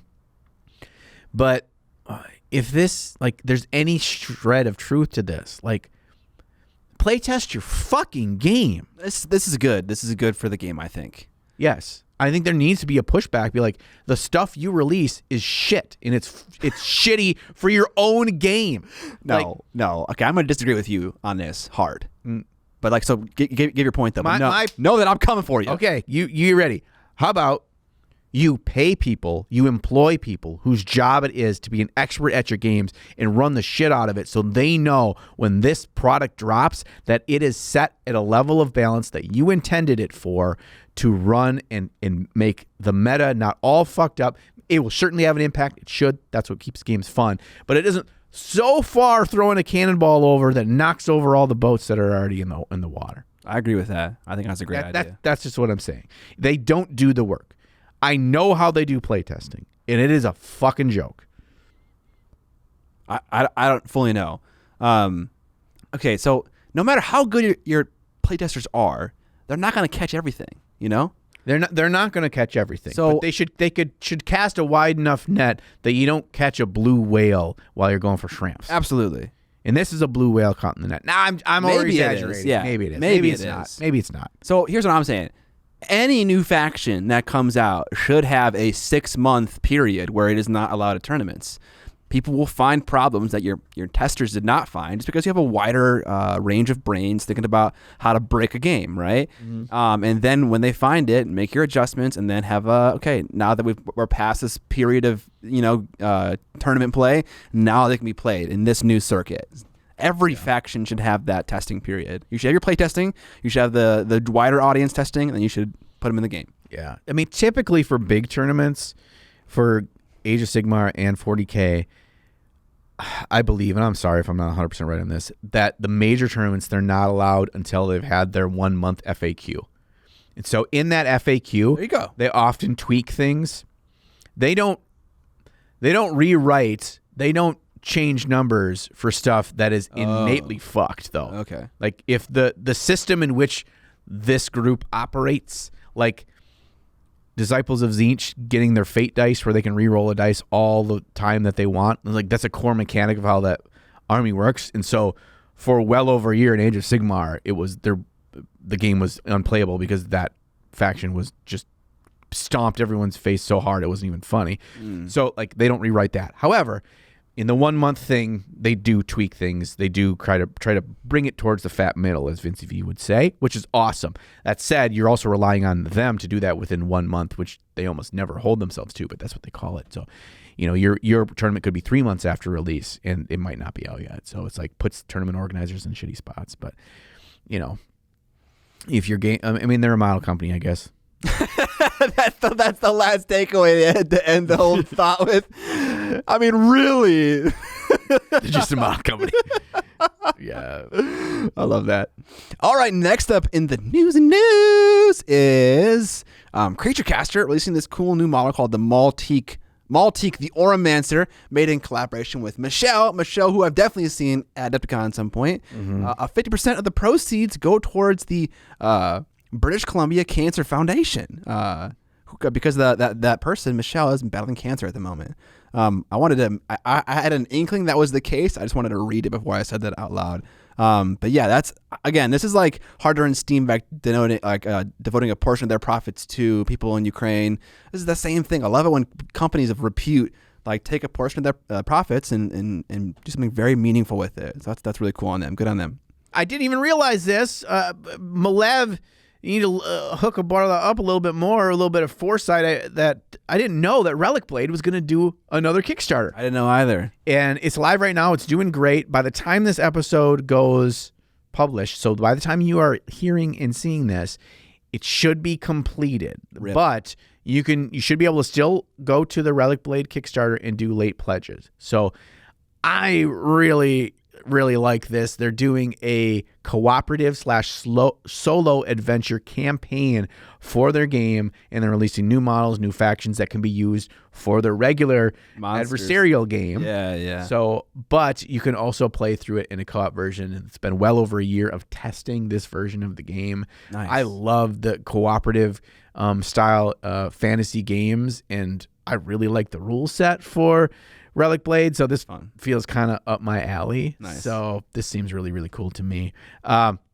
Next thing I want to talk about is other miniatures. Hold on, I think we should end on that. Okay, we'll end on that. In the world of Kickstarters, we also saw the Dune game made from Cool Mini or Not, grossing $375K, a little bit lower than what I've seen them do before. I don't know how it totally fits into all of their numbers and stuff like that. And we also got a little bit of sniff, a little bit of a secret that Steamforge is doing an Elden Ring board game. Oh yeah, these are both this and the thing that John's gonna talk about are all mini Kickstarter campaigns that are leaning into a popular IP, which kind of always just leaves a little bit of a bad taste in my mouth. Even if the thing is good, I kind of just assume they're just taking advantage of an IP for the sake of sales and are kind of like half-baking a game. Maybe they're not.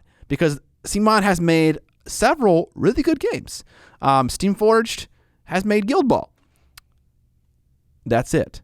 I think. Yeah, no, I'm just kidding. But yeah, so that's my thought. But okay, John, you got a big one. I got a chip on my shoulder here. You really do, because because I hate this so fucking much. And this is all opinion based in the Newsy News section. So I'm gonna take a break for a bit. Goody peepees. Yeah, you check out mentally. Okay, so the Kickstarter that broke the record for all Kickstarters ever happened not too long ago, and it was for fucking books, bro. Like books, like reading books, like bookie books, reading Rainbow, and it was from Brandon Sanderson, who is a very popular, in my opinion, an amazing fantasy author. And so it was, the guy can write like a madman. The amount of books he produces that he writes is like, he does more in 2 years than George R.R. Martin will do for his life and his son's life and his grandchildren's lives. He actually writes, is what I'm saying. So man can write. Yeah, Brandon Sanderson of a lot of fame. So that made a bazillion dollars. Not included in that Kickstarter was miniatures, because it was for books and all these other fun tchotchke things around actual cool books. The series that he has done that he's most known for, and that is, in my opinion, his best series and his ongoing series, is that of the Stormlight Archive. Stormlight Archive. I brought this book today. This is the book one in the series to the Talking Chair Evan.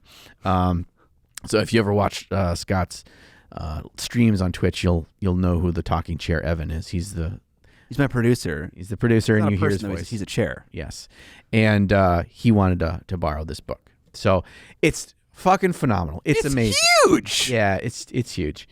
This is book one? This is book one. How do you ever finish this? It's so good. You just get into it, and the characters are so memorable. They're so interesting.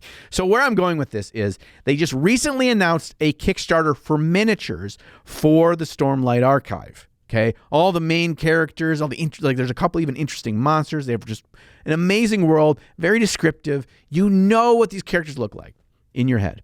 That Kickstarter, last I checked, had already surpassed $1.1 million, and they are the shittiest fucking models possible. This is a cash grab where they phoned in the entire art direction. They look like garbage. They're terribly designed. Like a 12-year-old with ZBrush for the first week put them into production. They look fucking garbage. I hate this. I hate it because I want these models. I want them to be cool. I want them to look like the characters that I love. I want them to look like actual effort was put in. No effort was put in. This is shit. Okay. If you like them, I'm happy for you. I want you to have a cool thing that you like. Apparently, a lot of people fucking like them. They made $1 million goddamn dollars already. What bothers me is, as someone who really likes cool models, I really want these to be cool. There is no uniqueness to them. The shard plate is a part of this universe that is so intricately designed. It's so amazing how it's described. All the words are there on the pages for you. They look like shit. They look like generic dude in full plate armor. The way they describe the shard weapons. There's pages of description over the course of this series. They've done the work for you. Brandon has done this. And it looks like garbage and generic, big, stupid, flat blade. There's nothing about it. The scale is fucking wrong. They're 8 feet long, these shard blades. Look at the goddamn models. It's like they never even reference anything. It is all phoned in. I fucking hate it. It's a piece of shit. You guys are like, you're doing a disservice to this amazing fantasy franchise. Brandon is not even dead, but if he was dead, he'd roll over in his grave. These models might actually kill him just so he can roll over in his grave. Thanks for coming to my TED Talk. I was very concerned with how much you were going to hate on these, but I definitely understand. Like, it's kind of like you get one shot at this, because like, I don't know if another person's going to make Stormlight Archive models, right? And this is that one shot. Yeah. And if you're like someone like John, who is a fan of the series and a fan of even more books that Brandon has done, Like and you have like all these visions in your head, and they don't meet those visions. Like it's gonna be annoying because like, okay, that's my one shot. Now they're not what I want. Like, okay, now I'm just screwed. So I get that. To me, and tell me if your perception is someone who maybe doesn't know the characters or whatever. I don't know. 100% don't know.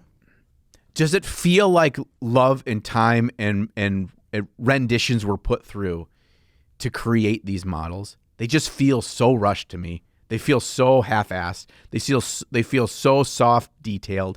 They weren't done by someone that knows how to craft miniatures. It's ugh. You know, the fact that a lot of them are colored how they're supposed to be actually is really affecting my ability to see the sculpt for what it is. Yeah. So there are some that are just fully gray. And yeah, they're largely uncompelling, but that's kind of what I think of a lot of models. Yeah. There's one that I like. It's the Shard Plate Kaladin. I like his pose. I like his big old spear. I like his armor. I think it's cool. But like, if it's not meeting what you expected for the lore, then I get why you wouldn't like it. This guy, I think he's cool. I like his pose. I like his armor. Yeah. No, that's probably I mean, in my opinion, that's the best one. That's not at all what Kaladin looks like in our Shard Plate, but whatever. They did it like he's a slightly thinner plate. But the first time that it happens, it describes it beautifully. That's not at all what it looks like. So it bothers me that like it just feels lazy. Like they didn't reference the source material from a beautifully written book. That the people that are going to be your main audience should resonate with what the words have described and painted the pictures in their head. Yeah, and it's not going to look exactly the same because how we envision things in our heads are all different, but I don't know. I get it, yeah. But you're right. That is just looking at as a cool model. That's a cool model. Yeah. So I don't fight that. And again, like I'm not. This is the news segment where it's just John shitting on something that in his opinion isn't good. So I take it back, but some of it. But I mean, you don't have to take it back. Like this is your opinion, you know. Like, I don't want people to feel bad if they like it or they backed it. That's all I'm saying. Like right. I don't think you're dumb. Don't cancel your pledge. Yeah, don't cancel your pledge. That's just his opinion. I'm really bummed because I really wanted it to be a cool thing. And when I heard about it and I clicked on it, I'm like, my gut dropped. I'm like, oh my God. Yeah. Oh my God. Anyway, we got one more thing. Scott, don't you have one more? I want to get out of here with this fucking news stuff because it's making me, dude. Let me make you mad one more time. Okay. You said 1.1 million? I don't even want to know what it's at because that was like a week ago. That's why I want to tell you, but if you don't want to hear, I won't tell you. I'm sure it's over 2. It's over 2. 2.3. Welcome to the end of the podcast. This is the part of the podcast where we shill for Crapples to Crapples, where you can find that and the Kickstarter for Snakes on Snakes, the miniature game. 3 easy payments of $19.95 plus shipping and handling. Call now to the collect number at the bottom of the screen. For real though, if you want to support the podcast, there are a number of ways to do it, both free and non-free. The free ways are watching our videos with ads. You can do that by whitelisting our channels with various browser add-ons, telling nerd friends about our podcast, sharing the hobby love.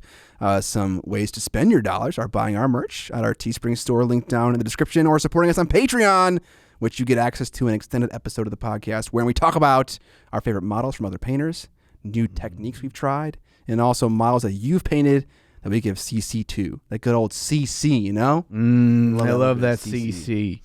So as a patron, you can submit models for feedback. You can also submit ideas for topics for us to explore in videos as well. Other than that, you can send us candy. Hey! Legitimate people do that, and we love it. It's awesome. Oh, yeah. So we appreciate all you goody peepees. Honestly, we're closing in on the end of season 3 here. We are. And I think I say this at the end of every season. I'm like, how is this still a thing? Like, how is us having the weird, dumbass conversations we always have, like, still a thing that people want to listen to? I think y'all need medical help. But so do we. So we can go through this therapeutic process together, and we can get better at miniature painting or just sit down and make the commute to work a little bit better together. So thank you all for making this thing a reality and making us feel like, yeah, you know, some of the weird shit we talk about, we're not the only ones in the world. So if you think that way and you feel that way too, know that you're not alone. You also think Crapples to Crapples is the best board game that could ever exist. We're going to see you back again here real soon. And until then, we're going to catch you on the Petty Vlog.